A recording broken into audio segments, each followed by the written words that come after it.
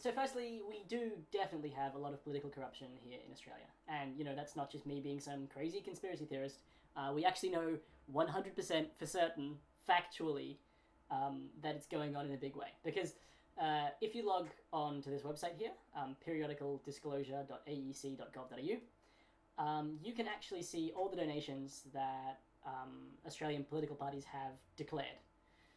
So, for instance, for some reason in 2015 to 2016, Village Cinemas donated $257,000 to the Labor Party. Right, that happened. The Labor Party admitted to that happening. Now, you might think that, hey, maybe I'm jumping to conclusions here. Sure, $257,000 seems like a lot of money, but perhaps there's some other explanation for why it happened. You can't just go around accusing people of political corruption like that. But actually, contrary to popular belief, at least in this case, you definitely can. So every company operating in Australia is bound by the 2001 Corporations Act, and Section 181, subsection 1A of that Act imposes a duty on any directors of any company to always act in good faith in the best interests of the corporation. What that means basically is that if you're a company director, you have to use the powers the company gives you to help that company. You can't just afford to go off and do your own thing. So, for instance, there was this case, Hutton v. West Cork Railway, where a company got wound up and the directors decided to give some of the resulting money to their employees who were now, out of a job. Which seems like a nice thing, but the courts found that this spending was not in the company's best interests. And so the directors had breached their duties and were forced to reimburse the shareholders. Now, this case did happen in England in 1883, but it set a powerful precedent, and there are some more recent cases in Australia, like Woolworths v. Kelly 1991, which confirm that Section 181, subsection 1A, still effectively operates along those lines.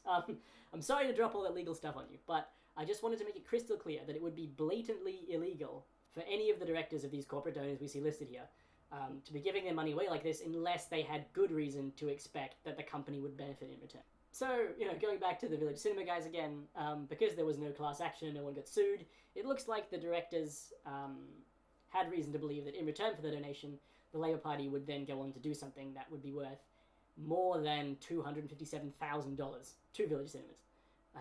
Who knows what exactly? Frankly, I'm fairly happy not knowing. And that, what we've just described there, is pretty much the exact definition of political corruption, right? We've got a politician, or in this case a group of politicians, accepting money in exchange for acting not in the interest of their constituents, but in the interests of some other entity. Like that is what political corruption is.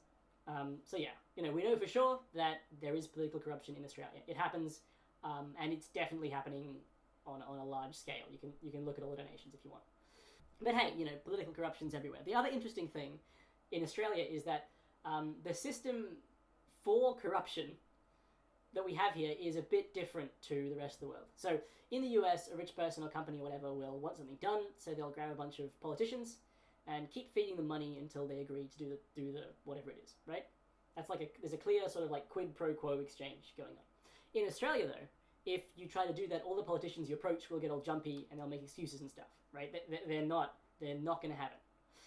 If you want to get something done, instead what you have to do is approach the party.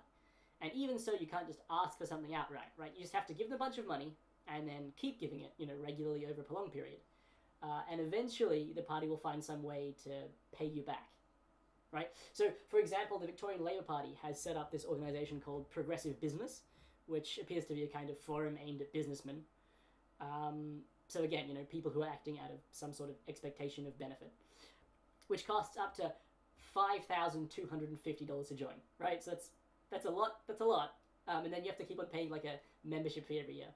And offers, among other things, the chance to engage with Victorian Premier and Cabinet at all these various vague-sounding events they hold during the year. Another example is the Wentworth Forum, which was run by the Turnbulls, and to become a member you had to pay $5,500, and you can pay even more if you wanted to. The highest price package they offered was $55,000 to become a governor of the forum, whatever that means. And often they also have these sort of one-off deals, like in New South Wales in 2006, the Labor Party held a fundraising function dinner type thing where it sold seats at a table with former Premier Maurice Iemma for a reasonable fee of $45,000 per head. So yeah, this is the kind of ridiculous stuff that goes on a monthly basis in Australia. Again, there is no explicit lobbying going on, right? It's a lot murkier than the American style. It's kind of harder to trace as well. It's less obvious. But the most interesting thing to me is the fact that it's a lot more morally grey. In America, you get these really stark moral dilemmas where you'll have like a politician who has to choose between guaranteeing his next election and like letting a weapons manufacturer experiment on baby seals. And on the other side, you'll get this company director who has to then, go on and live with the fact that he's just condemned all these baby seals to physical torture and death for a bonus. Right? So these guys are, these are both hard decisions to make, right? But in Australia, you get this really nice diffusion of responsibility. The weapons manufacturer people feel good, right? Because they aren't asking people for anything specific. They're just giving these donations to the Greens every month and maybe suggesting that it would be nice if baby leopard seals came off the endangered species list, but they're never sure if it's actually ever going to happen, right? For all the directors know, they'll probably just be reimbursed in some other way. And even if it does end up happening, there's no specific donation that leads to it happening. It's all part of like a really long, vague, drawn-out process. So it's easier to sort of justify. The party bosses who accept the money also feel good because, they're just doing their job. They've been employed by the party to make sure that it has enough money to win the next election, right? They're not politicians or anything. They just crunch numbers and make recommendations. Plus, who knows when an opportunity to pass this legislation will ever arrive, right? Probably never. And the politicians who end up actually passing this legislation, they can also feel good because they're just towing the party line, which you have to do all the time anyway. The party's already decided for them, way ahead of time, what's going to happen. So fantastic, right? Everyone gets to feel good. It's still clearly political corruption, and it occurs here on a massive scale, and at the end of the day we end up mutilating seals and cutting worker safety and eliminating penalty rates and hiring dodgy contractors to run our public transport, but no one involved in it ever really has any reason to feel bad. Which, I think, if nothing else, is at least kind of elegant. So yeah, that's political corruption in Australia. It happens a lot. We definitely know for sure that it happens a lot. And it happens in a really fun way, where no one really has to take on the responsibility of having made a bad decision.